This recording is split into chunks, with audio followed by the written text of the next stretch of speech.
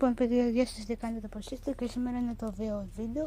Θα σας δείξω κι άλλο το σπίτι. Πάμε λοιπόν να μπούμε μέσα στο σπίτι. Θα σας δείξω κι άλλα. Πάμε να μπούμε λοιπόν μέσα στο σπίτι. Εδώ πέρα είναι τα ίδια. Μπαίνουμε μέσα. Εδώ πέρα έχει μια φιάλη, δεν ξέρω γιατί. Θα τσαπλύνουμε λίγο τα χεράκια μας.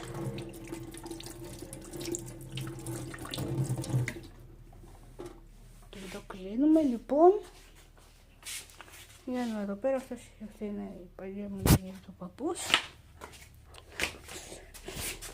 Πάμε για να δούμε έξω όπως χτες είναι, δεν έχει αλλάξει κάτι. Εδώ πέρα είναι όλα μοβ.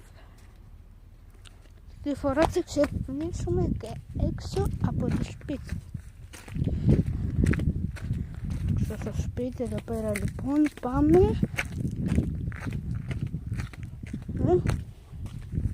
Ωραία. Και εδώ είναι μοβ. Εδώ παιδιά είναι πολύ επικίνδυνο, αλλά το κάνω μόνο για σας επειδή έχει σφίγγες και μπορεί να με τσιμπήσουν. Αλλά τα κάνω για σας, οπότε επειδή τα κάνω αυτά για σας, κάντε να like και ένα subscribe για να φτάσουμε τους 10 subscribers να κάνω το part 3 από το τρομακτικό βίντεο. Δεν ξέρω παιδιά από πού περνάω, μόνο για σας τα κάνω αυτά. Παιδιά κάπου κόλλησα, κάτι δεν πάει καλά.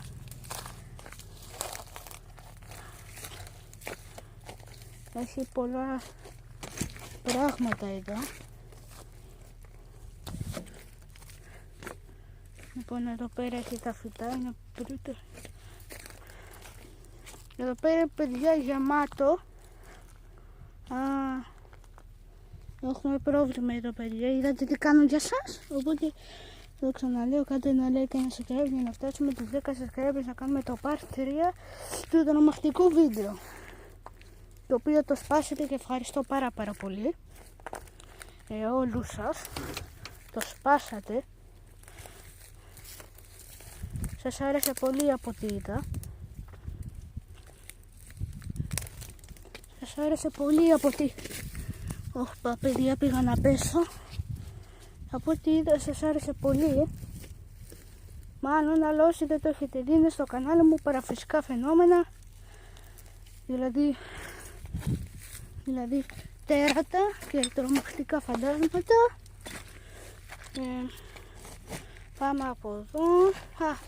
Και τελείωσε ο χρόνος. Κάντε ένα like και ένα subscribe και τα λέμε. Δυστυχώς τελείωσε ο χρόνος παιδιά, συγγνώμη.